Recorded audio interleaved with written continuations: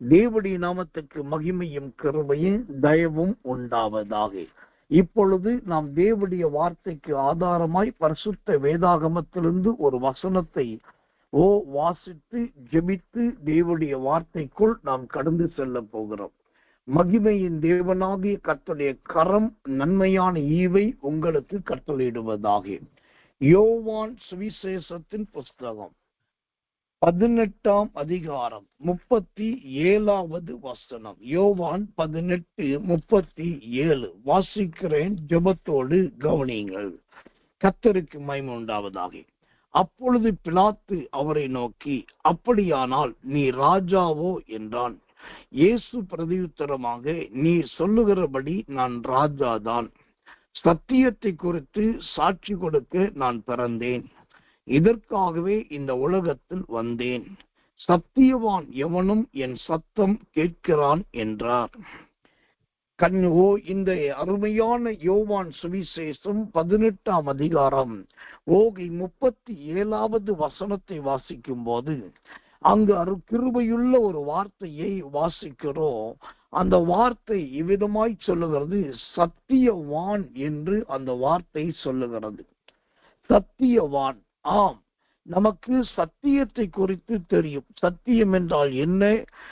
சூத்திரம் ஆழங்களை அர்த்தங்களை விவரிப்பதும் கிறிஸ்துவை குறித்து தெளிவாய் தெரிந்து கொள்வதும் தான் சத்தியம். தேவனுடைய நாமத்துக்கு மகிமை கிருபை தயை உண்டாவதாக. இங்கு சத்தியம் என்று சொல்லப்படாமல் சத்தியவான் என்று சொல்லப்படுகிறது. சத்தியவான் என்று சொன்னால் வேதாகமத்தின்படி நடக்கிற மனிதர்கள் என்று அர்த்தம். வேதத்தின்படி நடக்கிற உத்தம மார்க்கத்தாருக்கு பெயர்தான் சத்தியவான் என்று பெயர். தேவனுடைய நாமத்துக்கு மகிமை உண்டாவதாக. இந்த கடைசி நாட்களிலே சத்தியத்தின்படி நடக்கிற ஒரு ஜீவியம், சத்தியத்தின்படி நடக்கிற ஒரு சுபாவம் பழக்கம் நமக்கு இருக்கிறதா என்பதை நாம் முதலாவது கவனித்து ஆராய்ந்து அறிய வேண்டும். இந்த சத்தியவான் என்று சொன்னால் அது யாரை குறிக்கிறது? ஒன்று, வேதத்தின்படி நடக்கிறவர்கள். இரண்டாவது, வேதத்துக்காக தன்னுடைய ஜீவனையும் கொடுக்க பணயம் வைக்கிறவர். அவர்கள் தான் இந்த சத்தியவான்கள். இந்த கடைசி காலத்திலே சத்தியத்துக்காக வாழ்கிறவர்கள், சத்தியவான்களாய் சத்தியவதிகளாய் வாழ்கிறவர்களுடைய எண்ணிக்கை மிக மிக மிக குறைந்து கொண்டிருக்கிறது. ஆனால் இங்கு ஒரு சத்தியத்தை நீங்கள் கேட்க வேண்டும். நீங்க இருக்கிற பட்டணத்துல, நீங்க இருக்கிற கிராமத்துல, நீங்க இருக்கிற ஊர்ல உங்களை சுற்றிலும் இருக்கிற பல பரிசுத்தவான்கள், நல்ல விசுவாசிகள் அல்லது அருமையான கர்த்தருக்கு பிரியமானவர்கள், இவங்க அடுத்தடுத்து இறக்குறாங்க, அடுத்தடுத்து மரணிக்கிறாங்க. அங்க மரண ஓலம் கேட்டுட்டு இருக்கு. நிறைய பேர் காரணமே இல்லாம செத்து போறாங்க. அப்படின்னா ஒரு பெரிய அதிர்ச்சி இருக்குது. எந்த அளவுக்கு உங்க பட்டணத்தை விட்டு, உங்க கிராமத்தை விட்டு, உங்க ஊரை விட்டு பரிசுத்தவான்கள் எடுத்துக்கொள்ளப்படுகிறார்களோ அல்லது சுத்திரம் மரணித்து போகிறார்களோ, அந்த பரிசுத்தவான்கள் எடுக்கப்பட்ட பின்பு அங்கு நிறைய எதிர்மறையான சம்பவங்கள் நடக்கும். சந்திக்க கூடாத கிரியைகள் நடக்கும். அப்போ இங்கு சத்தியவான் என்று சொல்லுகிறவர்கள் இப்படி கிறிஸ்துவுக்காக ஜீவனை கொடுக்கிறவர்கள். ஆனா அதே சமயத்துல உயிரோடு இருக்கும்போது சத்தியத்தை தூக்கி பிடித்தவர்கள் இவர்கள். கர்த்தருடைய நாமத்துக்கு மகிமை கிருபை தயை உண்டாவதாக. இந்த சத்தியவான் என்றால் என்ன என்பதற்கு அந்த யோவான் சுவிசேஷம் 18ஆம் அதிகாரம் 37வது வசனமே நல்ல அழகான விளக்கத்தை கொடுக்கிறதை நீங்கள் பார்க்கலாம். வாசிக்கிறேன். யோவான் 18:37. அப்பொழுது பிலாத்து அவரை நோக்கி, அப்படியானால் நீர் ராஜாவோ என்றான். இயேசு பிரதியுத்தரமாக, நீர் சொல்லுகிறபடி நான் ராஜாதான். சத்தியத்தை குறித்து சாட்சி கொடுக்க நான் பிறந்தேன். இதற்காகவே இந்த உலகத்துக்கு வந்தேன். கர்த்தர் நல்லவே.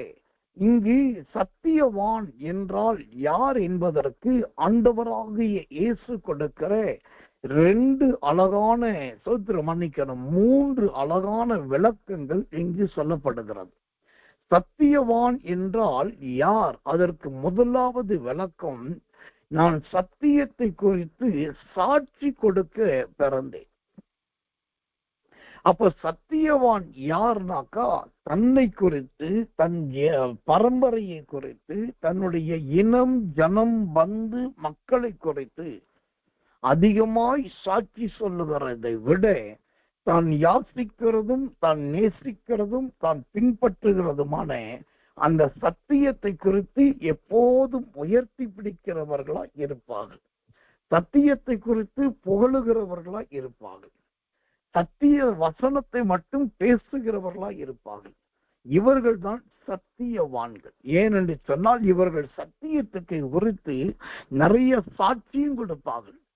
நான் படிக்கவே தெரியாதவன் இப்போ இந்த பைபிளை நல்லா படிக்கிறேன், எனக்கு எழுத தெரியாது, ஆனா இப்ப வசனத்தை நோட்ல எழுதுறேன்.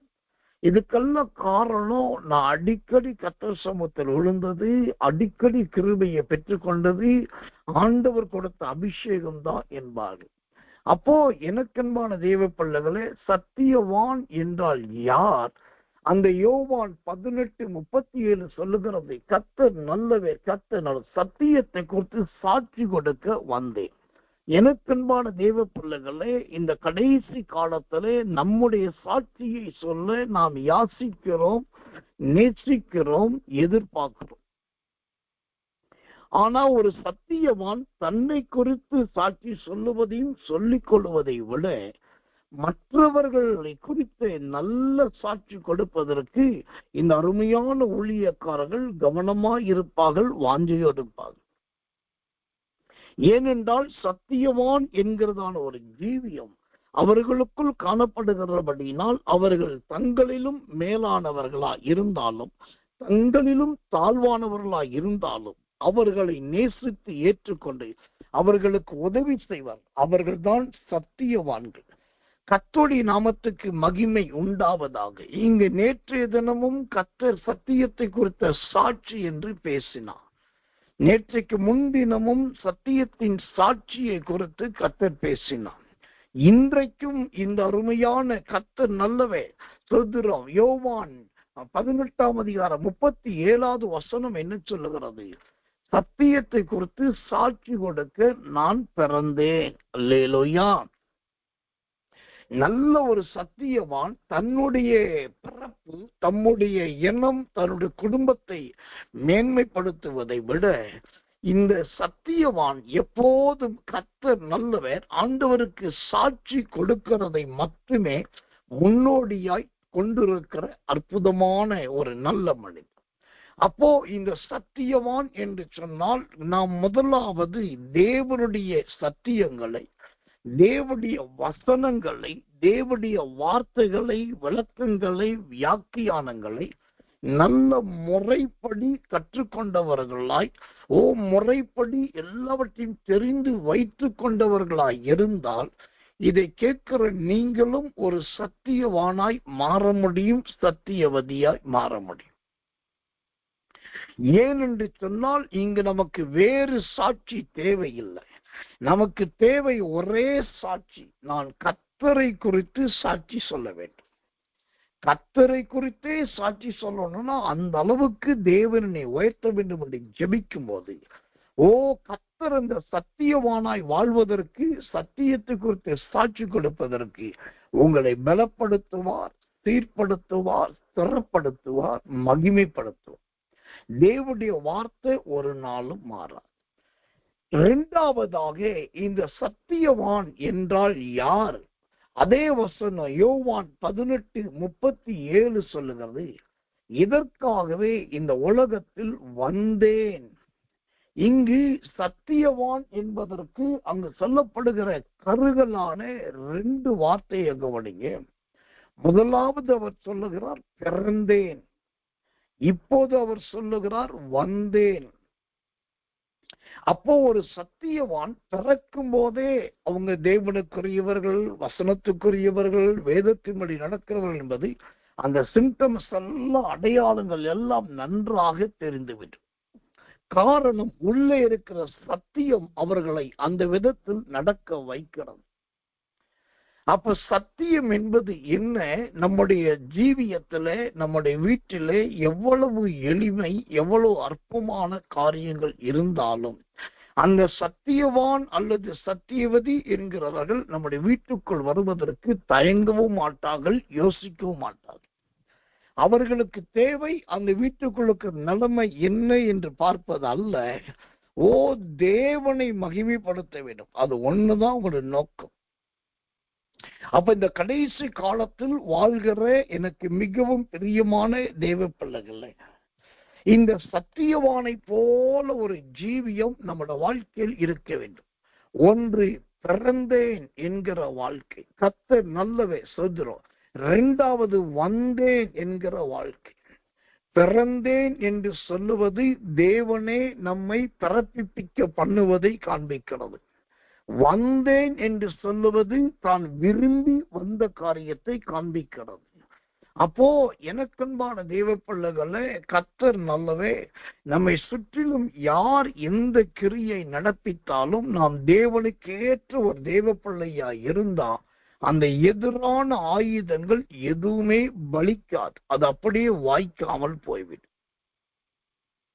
சத்துருவின் கிரியைகள் முழுவதுமாய் அழிக்கப்பட்டு போகும். தேவனுடைய நாமத்துக்கு மகிமை, கிருபை, தயை உண்டாவதாக. இப்போ இந்த சத்தியவான் என்று சொன்னால் அவனுடைய நல்ல நடக்கைகளை, கிரியைகளை உங்களுக்கு சொன்னேன். அடுத்ததாக கர்த்தர் இந்த சத்தியவானுக்குரிய அற்புதமான ஒரு கிருபை பாருங்க. இந்த சத்தியவானுக்குள் காணப்படுகிற கிருபை என்னன்னா, அந்த யோவான் 18:37 சொல்லுகிறது, சத்தியவான் எவனும் என் சத்தம் கேட்கிறான். அல்லேலூயா. சத்தியவான் எவனும் என் சத்தம் கேட்கிறான் என்று அந்த சோத்திரம், அதுக்கு ஒரு சத்தம் தெளிவாய் துணிக்கிறது. அப்ப சத்தியவான் என்கிறவர்கள் ஆண்டவருடைய சத்தத்தை கேட்கிறவர்கள், தேவனுடைய ஊழியக்காரர்களிடத்தில் தயக்கமில்லாமல் கேட்டு தெரிந்து கொள்ளுகிறவர்கள். இவர்கள் சத்தியவான்கள். ஏனென்றால் இந்த சத்தியவான்களுக்காகவே வசனம் கடந்து வரும், சத்தியவான்களுக்காகவே நிறைய ஆசீர்வாதங்கள் வரும்.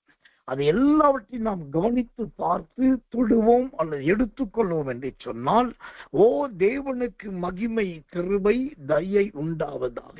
இந்த யோவான் 18:37 சொல்லப்பட்டதை போலத்தான் நினைக்காதது நடக்கும், நினைத்தது நடக்காது. அவன் கர்த்தர் நல்லவன். அப்போ நினைக்காதது நடக்க கூடாது, நினைத்தது மட்டும் நடக்கணும். அப்படின்னா நாம் அந்த சத்தியவானாகவோ சத்தியவதியாகவோ மாறிவிட வேண்டும்.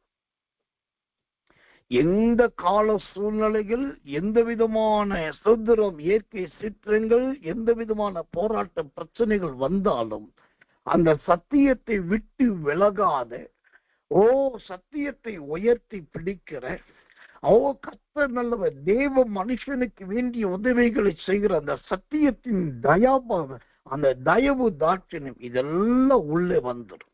ஏனென்று சொன்னால், எவனும் என் சத்தம் கேட்கிறான் அப்படின்னா, இந்த சத்தியவான்களா இருக்கிறவர்கள் மனிதர்களுடைய சத்தத்தை கேட்கிறதை விட, ஓ தேவனுடைய சத்தத்தையும் தேவ தூதர்களின் சத்தத்தையும் கேட்கிறவர்கள்.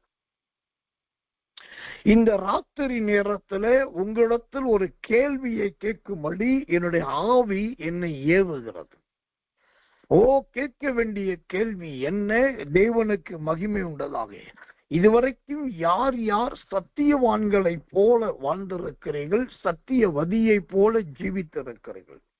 அப்படி ஒருவேளை சத்தியவானை போலதான் நான் வாழ்கிறேன் என்று நீங்கள் உங்களை காண்பிப்பீர்கள் என்று சொன்னால், ஒரு தேவ மனுஷனா நான் சொல்றேன், நீங்க அறியாததும் நினைக்காததுமான பெரிய காரியங்களை கர்த்தர் உங்க வாழ்க்கையில செய்ய போகிறார். அந்த பெரிய காரியங்கள் அறிவுக்கும் புத்திக்கும் அப்பாற்பட்டதாய், அது தேவனுடைய கரம் பிடித்து நடக்கிற ஆசீர்வாதத்துக்கு எதுவாய் இருக்கும். அப்ப எனக்கன்பான தெய்வ பிள்ளைகளே, இந்த சத்தியவான் எவனும் தேவனுடைய சத்தத்தை கேட்கிறவர்கள். இந்த இன்னொரு வசனத்தை வேதத்திலிருந்து வாசிக்கிறேன், ஜெபத்தோடு கவனிகள்.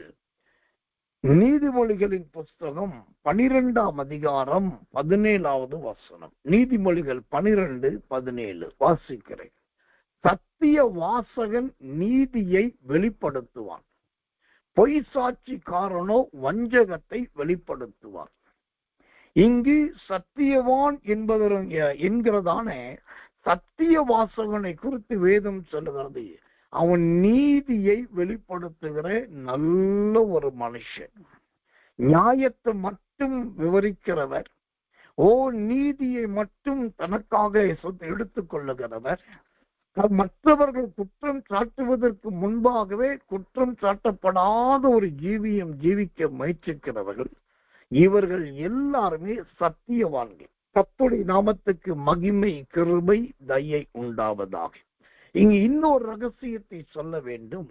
பிதா குமாரன் பரிசுத்தாவின் நாமத்தில் ஞானஸ்நானம் எடுத்து இருக்கிறேன் என்று சொன்னாலும், சோத்திரம், அல்லது இவர்கள் என் ஊழியத்தை பிரதிஷ்டை பண்ணினார்கள் என்று சொன்னாலும், யார் எதை சொன்னாலும் அந்த கடைசி நேரத்திலே கர்த்தர் நல்லவே சத்தியவானாய் நிற்க, சத்தியவதியாய் நிற்க ஆண்டவர் நமக்கு கிருபை செய்திருக்கிறார். பாருங்க, அதுதான் மிகப்பெரிய ஒரு கிருபை, மிகப்பெரிய ஒரு அதிசயம். தேவனுடைய நாமத்துக்கு மகிமையும் கிருபையும் தயவும் உண்டாவதாக. இந்த சத்திய வாசகன் எந்த நேரமும் நீதியை வெளிப்படுத்துகிறான் என்று சொன்னார்.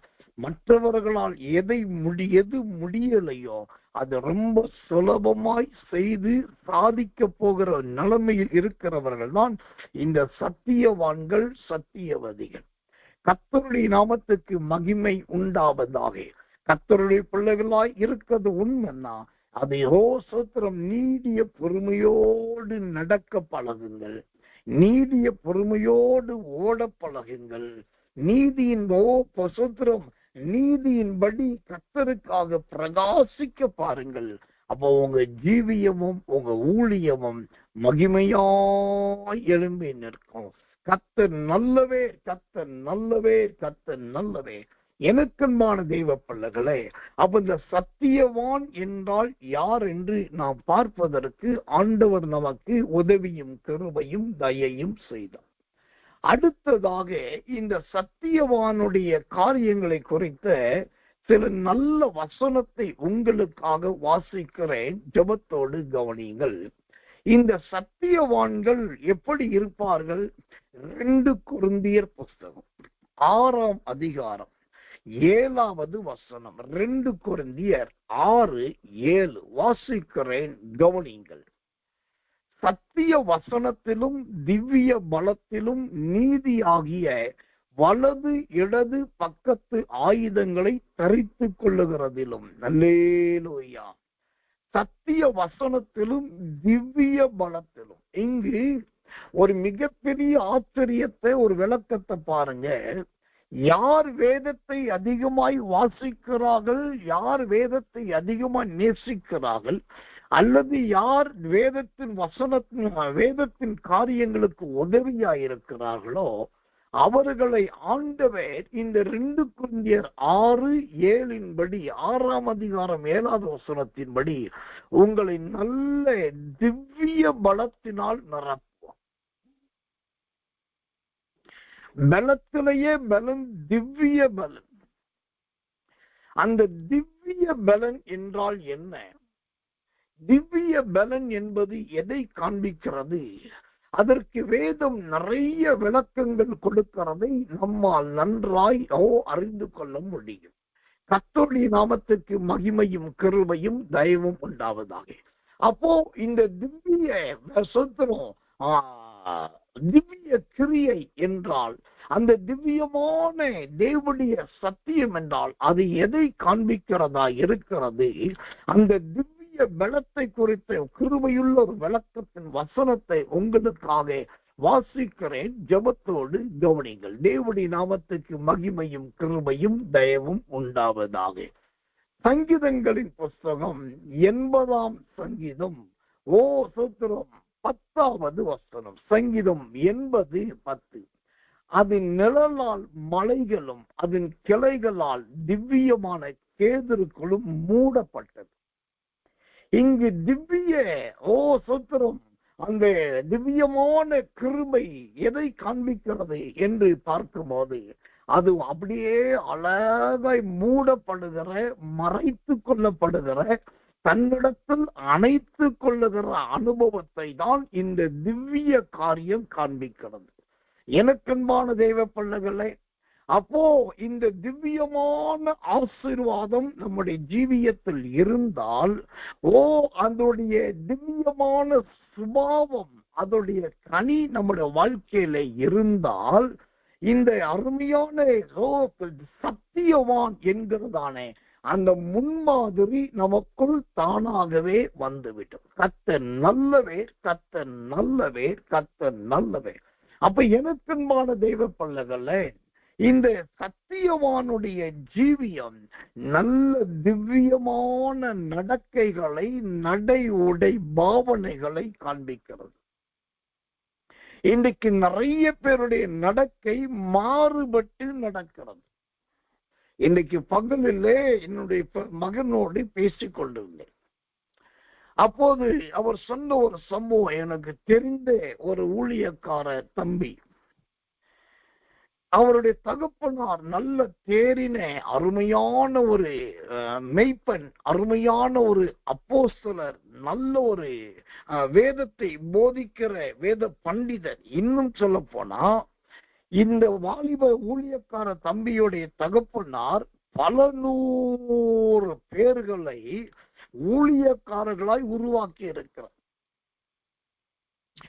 அப்படிப்பட்ட தகப்பன், அவருடைய மகன்தான் நான் சொல்லுகிற இந்த குமார். அவரை குறித்து நான் கேள்விப்பட்டேன். திடீரென்று மனநிலைமையெல்லாம் மாறி, அவருடைய சிந்தனை மண்டலம் எல்லாம் மாறி, அவர் விருப்பத்தின்படி போவது, விருப்பத்தின்படி வருகிறது, என்னென்னமோ செய்வதாய் மாறிவிட்டார். ஏன் இத சொல்ற அப்படின்னா, இந்த கடைசி காலத்துல அந்த திவ்யமான கிரியைகள், திவ்யமான கனிகள் இதெல்லாம் இழக்க வேண்டிய கட்டாயம் வரக்கூடிய சூழ்நிலைகள் உண்டு. ஆனால் சத்தியவானாய் நடக்கிறவர்கள், அந்த சத்தியவதியாய் தன்னை ஒப்பு கொடுத்தவர்கள், தனக்கு எதிராய் எவ்வளவு பெரிய எந்த நிலைமை வந்தாலும், கர்த்தர் நல்லவே, அதிலே கர்த்தருக்காக மட்டுமே அவர்கள் நிற்பார்கள். இந்த திவ்ய என்கிற அந்த சத்தியத்தை குறித்து, திவ்யம் என்பது எதை காண்பிக்கிறது? சரியான ஒரு விளக்கத்தை வேதத்திலே காண்பிக்கிறேன். 2 கொரிந்தியர் புஸ்தகம் 1ஆம் அதிகாரம் 12வது வசனம். 2 கொரிந்தியர் 1:12.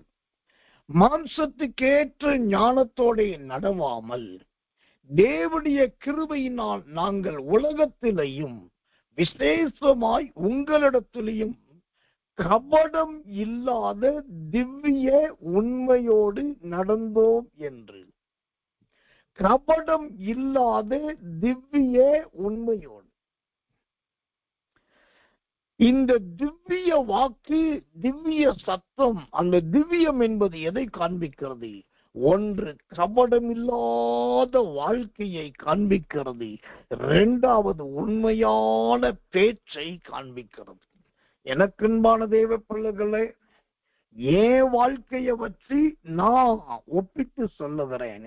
இந்நாட்களில் கபடம் இல்லாமல் இருக்கிறவர்கள் எங்க இருக்கிறார்கள் என்றே தெரியல, என்ன செய்கிறார்கள் என்றே தெரியல.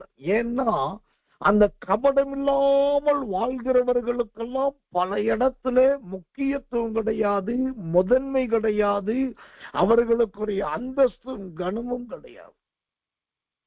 அதனாலதான் அவங்களுடைய ஜீவியம் கர்த்தர் நல்லவர், அவ்வளவு பாடுகள்.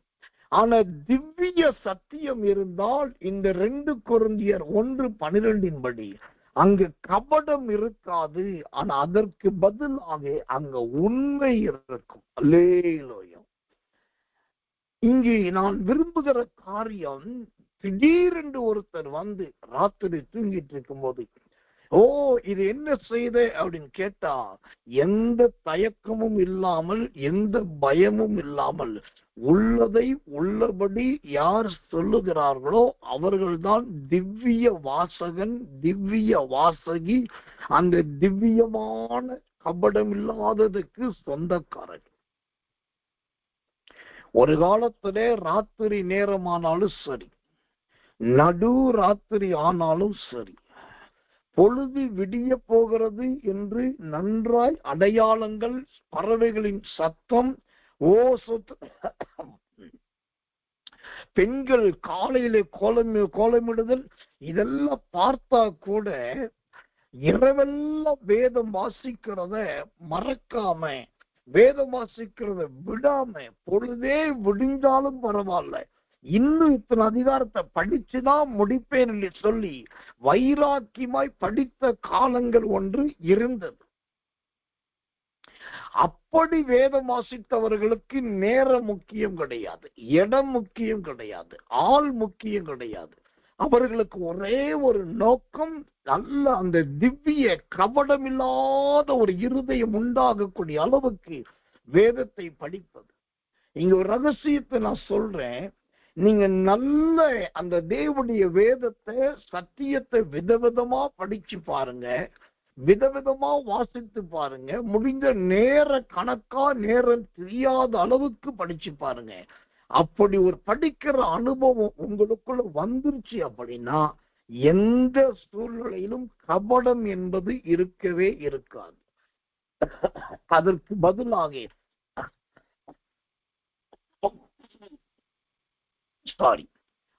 பதிலாக நல்ல ஒரு உண்மை இருக்கும். நான் கொஞ்ச நாட்களா நான் பண்ணுகிற பிரசங்கத்தை, நான் போதிக்கிற போதகத்தை நானே சில கொஞ்ச நாட்களா எடையில வைத்து எடை தூக்கி பார்க்கிறேன். நான் பண்ணுகிற பிரசங்கங்களும் உபதேசங்களும் சத்தியங்களும் என்னையவே கொஞ்சம் திரும்பி பார்க்க, சிந்திக்க வைக்குது. என்னன்னா, நான் கொஞ்சம் நிதானிச்சு பார்த்ததுல குறைஞ்சபட்சம் ஒரு 2-2.5 மாசம் நினைக்கிறேன். கடைசியா இந்த 2-2.5 மாசம், ஜூன், ஜூலை, ஆகஸ்ட், இந்த 2.5 மாசத்துல உண்மையை குறித்த வார்த்தை விரும்பினாலும் விரும்பாவிட்டாலும் அந்த செய்தியிலையும் உபதேசத்துல வந்துகிட்டே இருக்கு. உண்மையாய் இருங்கள், உண்மையாய் பேசுங்கள், உண்மையை சொல்லுங்கள், உண்மையை செய்யுங்கள். ஓ, இந்த மனிதன் உண்மையாய் இருந்தார், இவர்கள் உண்மையாய் இருந்தார்கள் என்கிற இந்த உண்மையை குறித்த சத்தியம் வாயில வந்துகிட்டே இருக்கிறத கடந்த ஒரு 2-2.5 மாதமா நான் ரொம்ப நிதானிச்சு பார்க்கிறேன்.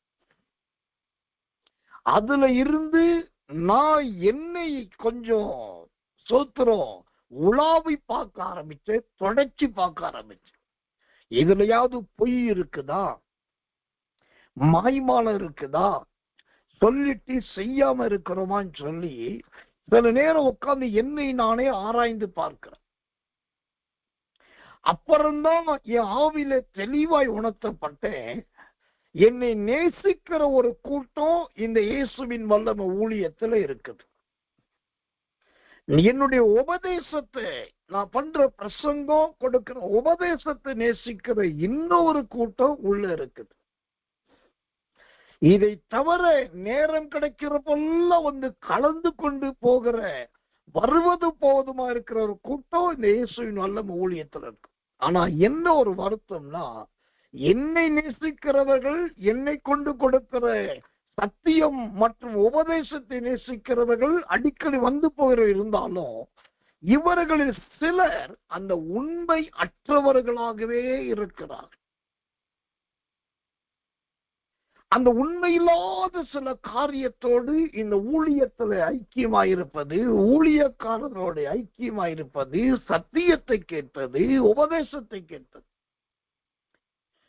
இது தேவன் எனக்கு மிக தெளிவாய் உணர்த்தினார். மகனே, உன்னோடு இருக்கிறவர்கள் உன்னை நேசிக்கிறார்கள், நீ பேசுகிற சத்தியத்தை, உபதேசத்தை பேசுகிறார்கள், இது உன்னுடைய ஊழியம் என்பதற்காக வருவது போகிறதுமா இருக்கிறார்கள். ஆனால் இதில் பலர் சத்திய வாசகனாய் சத்திய வாசகியாய் மாறக்கூடாதபடி உண்மை இல்லாதவர்களாய் இருக்கிறார்கள் என்று கர்த்தர் ரொம்ப தெளிவாய் திருவுளப்பட்டினார். உடனே எனக்கு ஒரு ஆசை, ஆண்டவரே ஏன் ஜனங்க என் மக்கள் உண்மை இல்லாதவர்கள் என்று நீ சொல்லுகிறீர், நன்றி. ஆனா எதுல உண்மை இல்லாதவர்களா இருக்கிறார் என்று கேட்பதற்கு எனக்கு நாக்கு வரல. ஏன்னா இவங்க உண்மை இல்லாதவர்கள் என்று சொல்லுவது சில நேரம் கணவன் மனைவி அன்பாயிருக்கலாம், அது தாம்பத்திய ஜீவியமாயிருக்கலாம், உண்மையற்றவர்களாயிருக்கலாம். ஆண்டவர் கொடுத்த பிள்ளைகளை சத்திரம் வெளியிலே நேசித்து உள்ளே வெறுக்கிறவர்களாயிருக்கலாம், அது ஒரு உண்மையில்லாத அனுபவமாயிருக்கலாம். தேவனுடைய சபைக்கு போவதும் வருவதுமாயிருக்கலாம், ஆனால் தாமரை இலை தண்ணீரில் படாததை போல பட்டும் படாதுமாயிருக்கிறதுனால அந்த சபையில உண்மையற்றவர்களாயிருக்கலாம். அந்த கர்த்தர் நல்லவே, தேவன் கொடுத்த ஊழியக்காரர், தேவன் கொடுக்கிற அந்த வெளிப்பாடுகள் அதை கேட்கலாம். ஆனா கர்த்தர் நல்லவே, அதற்கு தன்னை ஒப்பு கொடுக்காத ஒரு அனுபவமா இருக்கலாம். வாழ்க்கையில மாற்றமல்ல, ஜீவியத்துல மாற்றமல்ல, சுபாவத்துல மாற்றமல்ல, எதுலையும் மாற்றமல்ல. அப்போ இந்த உண்மையில்லாத தன்மை, இவர்கள் சத்தியவானாகவோ சத்தியவதியாகவோ மாறவும் முடியாது, அதன்படி ஜீவிக்கவும் முடியாது. நம்முடைய ஊழியத்தை சார்ந்த அல்லது வெளியில இருக்கிற யாரை குறித்தும் சொல்லுவதற்கு எனக்கு தெரியல. ஆனா இயேசுவின் வல்லமை ஊழியத்தை சார்ந்த ஊழியக்காரர்களாயிருக்கட்டும், விசுவாசிகளாயிருக்கட்டும், சகோதரிமார்களாயிருக்கட்டும், சிறியோரோ பெரிய யாரா வேணாலும் இருங்க, தயவு செய்து எஸ்எஸ்கே சாமுவேலுக்கு நீங்க உண்மையா இருக்கிறீங்களோ இல்லையோ, அது உங்களுக்கு பாடு, கர்த்தர் பாடு. தயவு செய்து உங்களை நம்பி ஒரு சத்தியத்தை கர்த்தர் கொடுத்திருக்கார் பாருங்க. உங்களை நம்பி ஒரு வேதாகமத்தை உங்க வீட்டுல வச்சிருப்பா அப்படின்னு சொல்லி ஒரு வேதத்தை கொடுத்திருக்கார் பாருங்க. அந்த சத்தியத்துக்கு உண்மையாயிருங்க.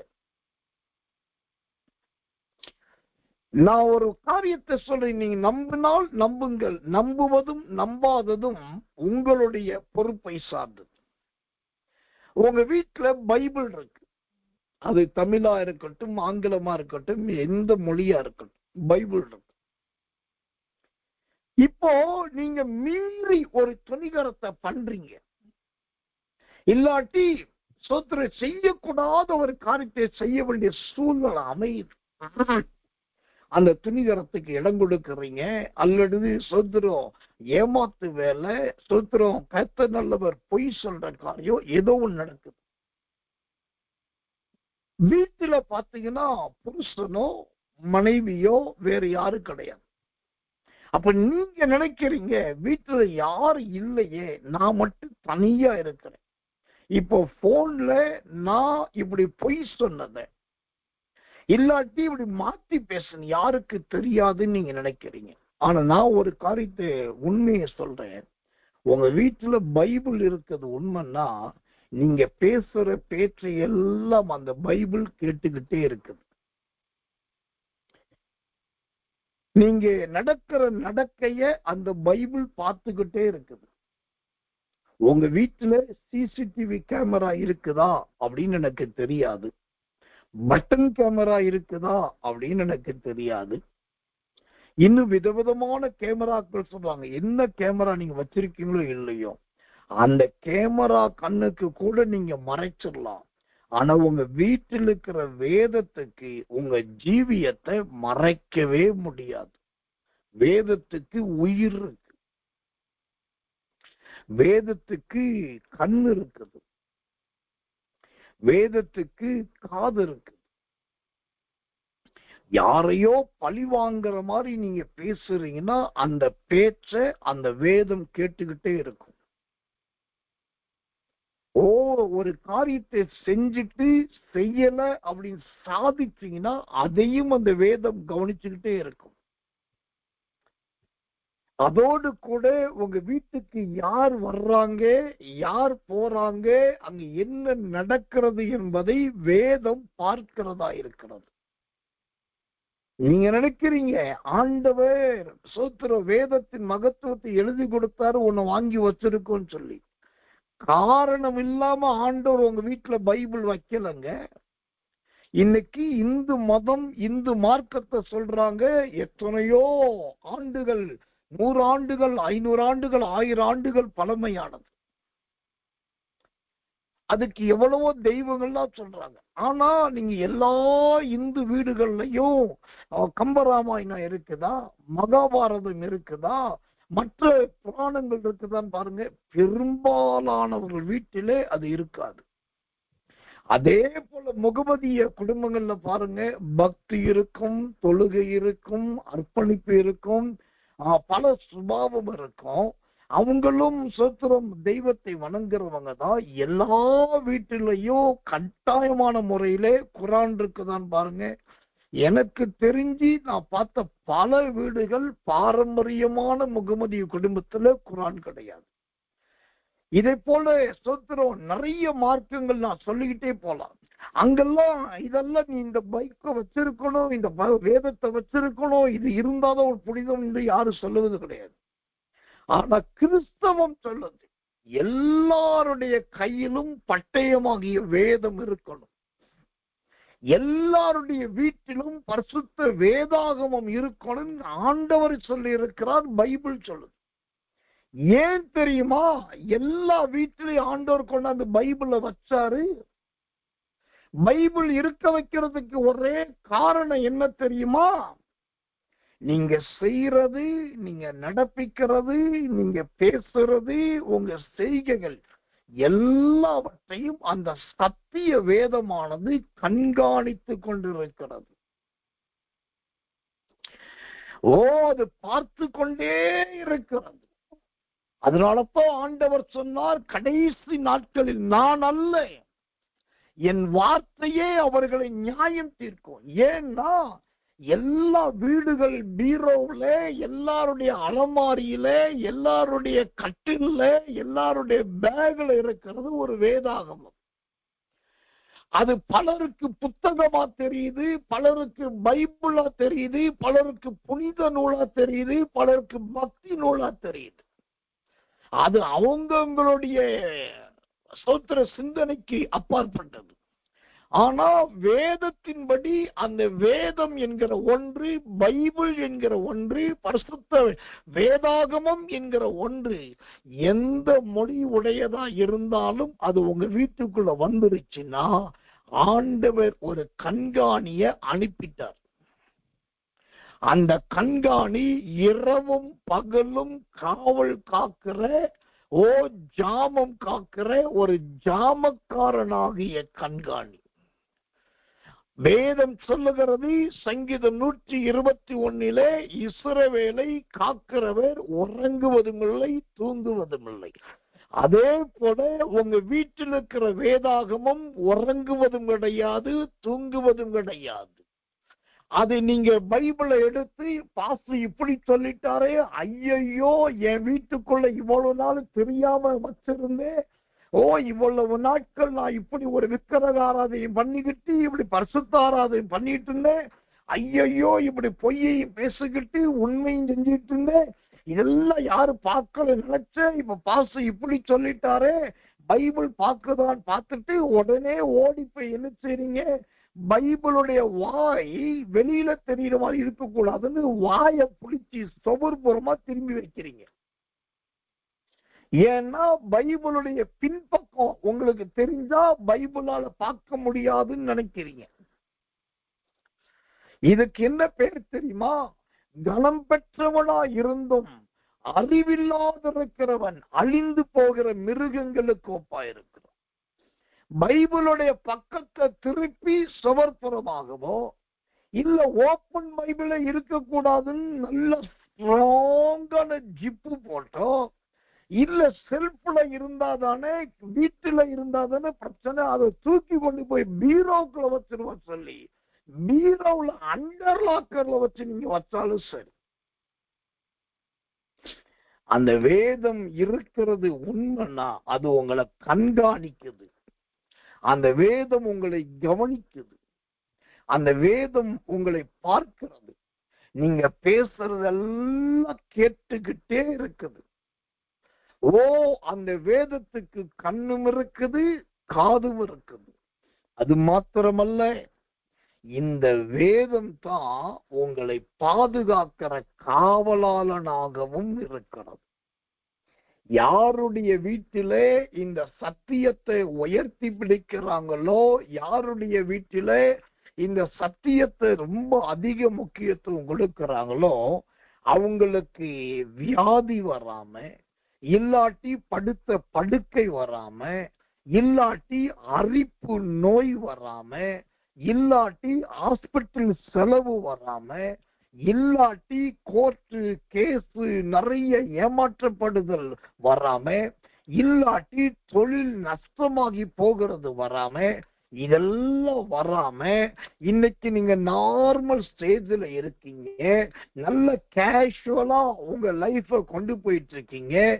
ஏதோ ஒரு விதத்துல ரொம்ப பீஸ் ஆஃப் மைண்டா இருக்கீங்க அப்படின்னாக்கா நல்லா தெரிந்து கொள்ளணும், உங்க வீட்டில் இருக்கிற வேதமே உங்களுக்கு ஒரு காவலாளியா இருக்கிறது. அல்லேலூயா. அது சாதாரண காவலாளி இல்லைங்க, அது ஆயுதம் தரித்த காவலாளியா இருக்கிறது.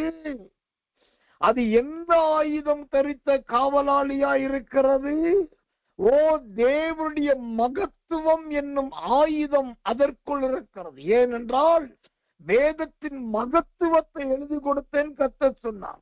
அப்போ அந்த காவல் வேதம் என்னும் காவலாளிக்குள் இருக்கிற முதல் ஆயுதம் மகத்துவம் என்னும் ஆயுதம். இரண்டாவது, அது எப்படிப்பட்ட காவலாளியா இருக்கிறது? நல்ல உருவின பட்டயத்தை பிடிக்கிற காவலாளியா இருக்கு. ஏனென்றால் வேதம் இருபுறமும் கருக்குள்ள பட்டயம் என்று இருக்குது. அப்போ உங்க வீட்டுக்குள்ள ஆண்டவர் வச்சிருக்கிற காவலாளியாகிய வேதம் நல்ல பட்டயத்தை பிடிக்கக்கூடியது. தன்னுடைய சீசனை, தன்னுடைய ஜனத்தை அது காக்கும். தன்னுடைய சீசனுக்கோ, தன்னுடைய சீசிக்கோ, தன்னுடைய ஜனத்துக்கோ ஒரு ஆபத்து வரும் என்றால் இந்த வேதமே பட்டயத்தை தூக்கி வீசும். அது சத்துருக்களுக்கு காயத்தையும் ரத்தத்தையும் வேதனையும் உண்டு பண்ணும். உங்க வீட்டுக்குள்ள இருக்கிற பைபிள் அது பழைய காலத்து போட்ட பைபிள்னா பழைய ஏற்பாடு 1107 பக்கத்தை உடையதா இருக்கும். புதிய ஏற்பாடு கர்த்தர் நல்லவே 355 பக்கங்களை உடையதா இருக்கும். இப்போ 1107 பக்கங்கள் என்ற பழைய ஏற்பாடும் கர்த்தருக்கு மகிமை உடையதாக 355 என்கிற பக்கங்களுடையதுமான ஏறத்தாழ 1462 பக்கங்கள் உள்ள ஒரு வேதம் உங்கள்கிட்ட இருக்கு அப்படின்னாக்கா, தேவ ஊழியக்காரனாக நான் தைரியமா சொல்றேன், உங்க வீட்டுக்குள்ள உங்களை காக்கிறதுக்கு 1462 தூதர்களை வைத்திருக்கிறார். இதுல இன்னொரு ஆச்சரியத்தை பாருங்க. ஓ சொத்ரம், அந்த 1462 தூதர்களை நீங்க 66 பேருக்கு சொத்ர பிரிச்சீங்கன்னா 66 பிரிச்சாக்கா 66 புஸ்தகங்கள். இதுல 66 புஸ்தகங்கள் 66 காவலாளிகளா உங்க வீட்டுக்குள்ள இருக்கும். ஆதியிலே சிருஷ்டிப்பு என்னைக்கு உங்க வீட்டுக்குள்ள வந்ததோ அதுதான் சிருஷ்டிக்கப்பட்ட காலம். இரண்டாவது யாத்திரையாகமம், என்னைக்கு அந்த வேதத்தை நீங்க கையில எடுக்க ஆரம்பிச்சீங்களோ அது உங்களோடு பயணிக்க ஆரம்பிக்கிறது. ஓ மூணாவது எண்ணாகமம், என்னைக்கு அந்த வேதத்தை நீங்க படிக்க ஆரம்பிச்சீங்களோ அது உங்களை குறித்து எண்ணிக்கொண்டே இருக்கிறது. நான்காவது உபாகமம், அது உங்களுக்கு சாபத்தையும் கொண்டு வந்து வைக்கும், ஆசீர்வாதத்தை கொண்டு வந்து வைக்கும். இப்படி ஆதியாகமம், யாத்திரையாகமம், லேவியராகமம் என்கிறது எதை குறிக்கிறது? உங்களுடைய உள்ளான மனுஷனை அந்தரங்க ஜீவியத்தை படம் பிடிக்கிறதையும் அந்தரங்க ஜீவியத்திலே உங்களுக்கு பாதுகாப்பை கொடுக்கிறது லேவியராகமம். இதற்கு அடுத்தது வருவது உபாகமம். அந்த உபாகமம் இந்த ஆதியாகம வேலை, யாத்திரையாகம வேலை, லேவியராகம வேலை ஆதி சிருஷ்டிப்பு, 2வது பயணிப்பு, 3வது உங்களுக்கு சிந்தனை, 4வது சுத்திரந்தே லேவியாரவத்தினால இதெல்லாம் முடிஞ்சு வரும்போது அங்கே சாபமும் ஆசீர்வாதம் வைக்கப்படுகிறது. அந்த சாபமும் ஆசீர்வாதம் உபாகமம் என்கிற காவலாளியா வைக்கப்பட்டு அதற்கடுத்து யோசுவா. அந்த யோசுவா என்கிறது எதை குறைக்கிறது?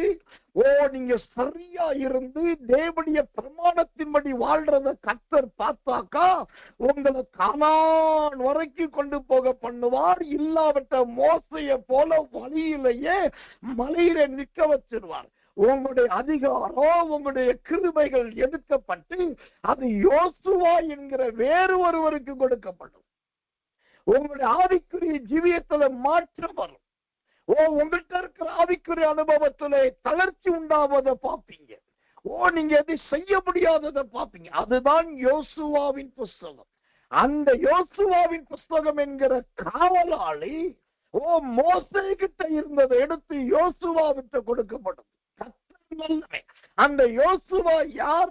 நீங்க தேவனுக்கு ஏற்றபடி நடந்ததுனால உங்களுடைய பிள்ளைகளை கர்த்தர் அடுத்த தலைமுறைக்கு உருவாக்குகிற அபிஷேகத்தை உங்க வேதத்துக்கு ஒரு காவலாளியா கொடுக்கிறார். அந்த காவலாளி என்கிற வேதம் தான், அந்த சத்தியம் தான் உங்க பிள்ளைகளை உருவாக்குது, நடத்திக்குது. இந்த உருவாக்கப்படுதலுக்கு உங்க மக ஒப்பு கொடுத்துட்டாக்கா அடுத்தது உங்க பிள்ளைகள் ஆண்டவர் என்ன பண்ணுவாரு? அந்த வேதம் என்கிற காவலாளி கொண்டு போய் நியாயாதிபதியா வைக்கும்.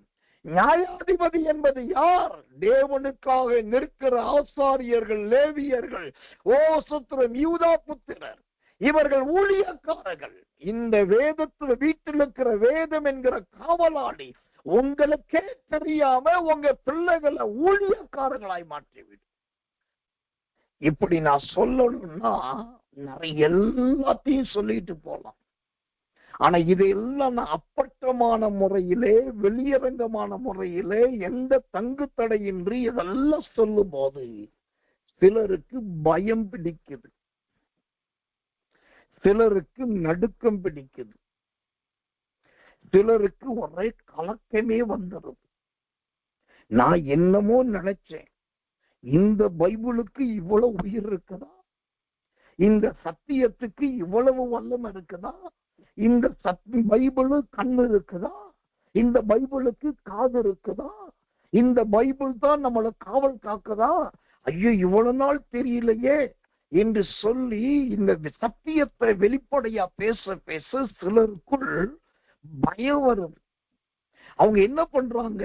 பயம் வந்த உடனே, ஆண்டவரே எனக்கு பயமா இருக்குதுன்னு கத்துட்டு போய் விழுகாம மெதுவா கூட்டத்தை விட்டு நின்றுறாங்க. செய்தி கேட்கறத, பிரசங்கத்தை கேட்கறது விட்டு அங்க போலாதானே பயப்படணும். இனி அங்க போகவே வேண்டாம். நல்லா தெரிந்து கொள்ளுங்க, குறி சொல்றவங்களையும் மந்திரவாதிகளையும் ஏவலாவிகளை வைத்து பயமுறுத்தினால்தான் நீங்கள் விலகி ஓட வேண்டும். சத்தியத்தையும் வசனத்தையும் வெளிப்பாடுகளையும் அறியப்படாத தேவனுடைய மறைப்பொருட்களை சொல்லும் போது அதனால் உங்களுக்கு பயம் வந்தால் நீங்க 2 காரியத்தை செய்வது தான் வேதத்தின்படி நியமம். ஒன்று, கதவை சாத்தி கொண்டு கர்த்தருடைய பாதத்துல 2 மணி நேரம் 3 மணி நேரம் அப்படியே விழுந்து கிடப்பது. அப்படி விழுந்து கடந்தால் இங்கு பேசப்படுகிற சத்தியமும் நீங்க அரைக்கதவை பூட்டி விழுந்து கிடக்கிற இடத்துல வருகிற வெளிப்பாடும் ஒருங்கே காணப்பட்டு நீங்க மீண்டும் அரைக்கதவை திறந்து வெளியே வரும்போது உள்ளங்கால் தொடங்கி உச்சந்தலை வரைக்கும் உருவாக்கப்பட்ட தேவ பிள்ளையாய் வெளியே வருவீர்கள். இது ஒரு வழி. இதெல்லாம் முடியல அப்படின்னா உங்களை நடத்துகிற ஊழியக்காரன்ட்ட உள்ளதை சொல்லி, இப்படி இருக்குதையா, நான் என்ன செய்யறது, நீங்க எனக்காக ஜெபிங்க, எனக்காக பரிந்து பேசுங்க, அங்கே நான் என்ன செய்யணும் ஒரு ஆலோசனை சொல்லுங்கன்னு சொல்லி உங்க ஆவிக்குரிய தகப்பனிடத்துல, ஆவிக்குரிய தாயினிடத்துல போய் ஆலோசனை கேட்கும். ஆனா இது 2யுமே கேட்காம நீங்க ஆதாம போல, ஏவாளை போல எங்கேயோ போய் ஒளிய ஆரம்பிக்கிறீங்க, மறைக்கிளைக்கு பின்னாடி மறைய ஆரம்பிக்கிறீங்க. ஆதாமே எங்க இருக்கிறேன்னு கேட்டா, ஏவாளே எங்க இருக்கிறேன்னு கேட்டா, ஐயோ நாங்க தேசனுடைய சத்தத்தை கேட்டு பயந்து ஒளிந்து கொண்டிருக்கிறோம் சொன்னீங்கன்னு வச்சுக்கோங்களேன். ஒரு நாள் வரும், எப்படி ஓடி ஒளிஞ்சிங்களோ அப்படியே ஏதேன் தோட்டத்தை இழக்க வேண்டியது வரும். அதனால சத்தியத்தை கேட்கும் போது, வெளிப்பாடுகளை கேட்கும் போது, இப்படிப்பட்ட ஆழ்ந்த உபதேசத்தை கேட்கும் போது, ஐயோ இது பயங்கரமா இருக்கிறது, ஓடாதீர்கள், ஒளியாதீர்கள். அதற்கு பதிலாக நேசரின் சத்தத்துக்கு பயப்படுங்கள், நேசரின் சத்தத்துக்கு உள்ளே வாருங்கள்.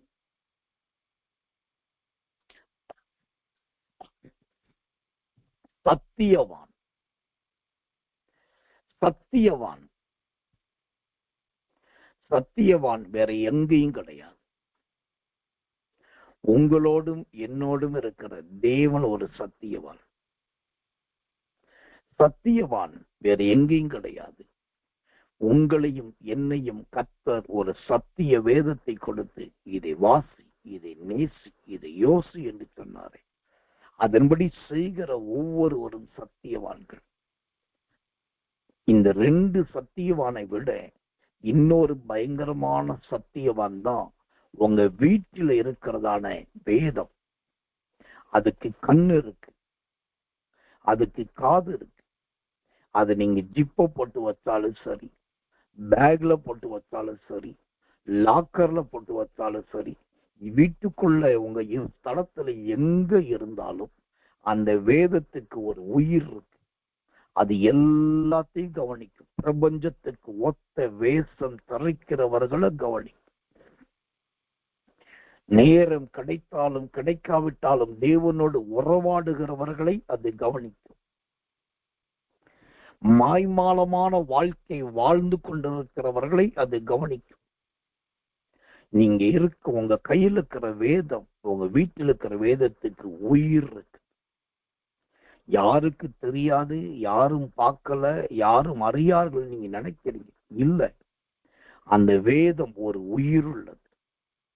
இனிமே நீங்க உங்க வாசஸ்தலத்துல, உங்க வீட்டில செய்யற ஒவ்வொரு காரியத்தையும் யோசிச்சு செய்யுங்க.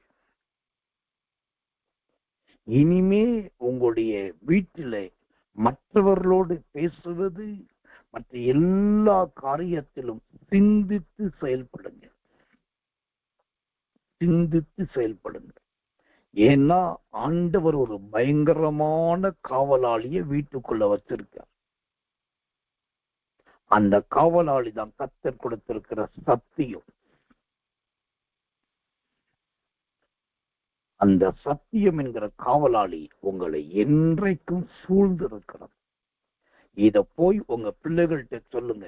எப்பா, பைபிளுக்கு கண்ணு இருக்காம்பா, மகளே பைபிளுக்கு காது இருக்கா மகளே, அது எல்லாத்தையும் பார்க்குதான், எல்லாத்தையும் கேட்டுட்டு இருக்குதான். சில நேரத்தில் அது பைபிளை வீட்டில் உலாவுதான். பாஸ்டர் சொன்னாரு, கதை சொல்லல, சத்தியத்தை சொன்னாரு அப்படின்னு சொல்லுங்க. அவங்களுக்கும் அது தெரியட்டும். வேதத்தை குறித்த பயமும் நடுக்கமும் உண்டாகட்டும். சொல்லுங்க, பைபிள் ஒரு காவலாளியாப்பா, அதனாலதான் நம்ம இந்த அளவுக்கு நல்லா இருக்கிறோம். பைபிள் ஒரு பாதுகாவலர், அதனாலதான் நம்ம இன்னும் படுத்த படுக்கைக்கு போகல. அந்த பைபிள் வச்சு ஆண்டவர் நம்மளை காத்துட்டு இருக்காரு. பாஸ்டர் சொன்னாரு, பைபிள் அப்படிதான் சொல்லுதான், சொன்னாருன்னு சொல்லுங்க. இது உண்மை. நான் சொல்லுவது இன்றைக்கு எத்தனை பேர் ஏற்றுக்கொள்றீங்களோ ஏற்றுக்கொள்ளவில்லையோ, எனக்கு அதை குறித்து ஒரு கவலை கிடையாது. எனக்கு கொடுத்த பாரத்தை, எனக்கு கொடுத்த வெளிப்பாட்டை நான் சொல்லிட்டேன். ஆனா ஒன்று மட்டும் நிதர்சனமான உண்மை என்னன்னா, நான் சொன்ன இந்த சம்பவங்களை இன்னும் கொஞ்ச நாள்ல உங்க வீட்டில நீங்க பாப்பீங்க, உங்க ஜீவியத்துல நீங்க பாப்பீங்க. வர்ற ஊழியக்காரர்கள் இதையே சொல்லுவாங்க. நான் சொன்னதையே கர்த்தர் இந்த சிறியவனும் எளியவனும் ஆகிய இந்த எஸ்எஸ்கே கொண்டு சொன்னதையே அவங்களும் சொல்லுவாங்க. அப்போ உங்க புருவங்கள் உயர்த்தப்படும், உங்க கண்கள் விரிவடை, உங்க உடலில் உள்ள மயிர் சிலிர்த்து எழும்பும், ஒரு திகிலும் ஒரு பயமும் வரும். ஏனென்றால் அன்றைக்கு அது உறுதிப்படுத்தப்பட போகிறது. ஆனபடியினால் நாம் சத்தியவானாய் மாறுவதற்கு பழகும், சத்தியவாதியாய் மாறுவதற்கு பழகும். அந்த சத்தியவானும் சத்தியவதிமான ஜீவியம்தான் நம்மளோட வாழ்க்கையில ரொம்ப முக்கியம், ரொம்ப அவசியம். கர்த்தர் நல்லவே, கர்த்தர் நல்லவே, கர்த்தர் நல்லவர். கடைசியாய் இந்த சத்தியவானை குறித்து ஒரே ஒரு வார்த்தைய, ஒரு சம்பவத்தை சொல்லி முடிக்கிறேன். என்னன்னா, இந்த சத்தியவான் என்கிற இந்த வார்த்தை தமிழ் வேதாகமத்துல ஒரே ஒரு இடத்துலதான் இருக்கு. அது யோவான் 18ஆம் அதிகாரம் 37வது வசனத்துல. இந்த சத்தியவான் என்கிற இவ்வளவு பெரிய ஒரு மனுஷனை குறித்து ஆண்டவர் ஒரே ஒரு இடத்துல சொல்லியிருக்கிறாரே, அந்த ஒண்ணு எதை குறிக்குதுன்னா, அப்போ இந்த உலகத்திலேயே ஒரே ஒரு சரியான சத்தியவான் யாருன்னா அவர் ஆண்டவராக இயேசு கிறிஸ்து. ஏன்னா ஒரே ஆண்டவர் என்று பைபிள் சொல்லுது. அவர்தான் ஆண்டவர், அப்ப அவர்தான் சத்தியவான். இரண்டாவது, இந்த சத்தியவான் என்பது ஒரே ஒரு புஸ்தகத்துல, ஒரே ஒரு அதிகாரத்துல, ஒரே ஒரு வசனத்துல ஒரு மருதனை வருது. இது எதை குறிக்குதுன்னா, உங்க குடும்பத்துல உங்களோட இருக்கிற நிறைய பேருக்கு மத்தியில உங்க ஒரு ஆளை ஆண்டவர் சத்தியவானாகவும் சத்தியவதியாகவும் நிற்க வச்சிருக்கார். நீங்க தான் உங்க குடும்பத்துக்கு சத்தியவதி, நீங்க தான் உங்க குடும்பத்துக்கு சத்தியவான். உங்களை வச்சுதான் கர்த்தர் இந்த குடும்பத்தையே நடத்துறார். நீங்க மட்டும்தான். அந்த சத்தியவானா இருக்கிறதுக்கு யாருக்கு தகுதியோ அவர்களுக்கு தான் இன்னைக்கு இந்த சத்தியம் வந்திருக்குது, இந்த சத்தியம் கேட்கப்பட்டு கொண்டிருக்கிறது. அந்த ஒண்ணு மட்டும் ஒரே ஒரு இடத்துல இந்த நாமம் வந்தது காரணம், அங்க இருக்கிற எல்லாரை விட உங்கள் ஒரு நபரை ஆண்டவர் சத்தியவானாய் சத்தியவதியாய் மாற்றுகிறார். இந்த அருமையான சத்தியமுள்ள தேவனுடைய வசனத்தை திரும்ப நீங்க போட்டு கேளுங்க, மற்றவர்களை கேட்க சொல்லுங்க. இதை குறித்த உங்களுடைய கருத்துக்கள் அல்லது சந்தேகங்கள், கேள்விகள் இருந்தா யோசிக்க வேண்டாம், நீங்க வாய்ஸ் நோட்டை அனுப்பலாம். உங்களுக்கு ஜெபத்தோடு பதில் சொல்ல ஆயத்தமா இருக்கிறோம். இந்த கிருபையுள்ள மகிமையின் வெளிப்பாடுகள் உங்களோடு கூட இப்போதும் எப்போதும் என்றைக்கும் இருப்பதாக. கண்களை மூடி ஒப்பு கொடுத்து எல்லாரும் கர்த்தரை ஸ்தோத்திரம் பண்ணுவோம்.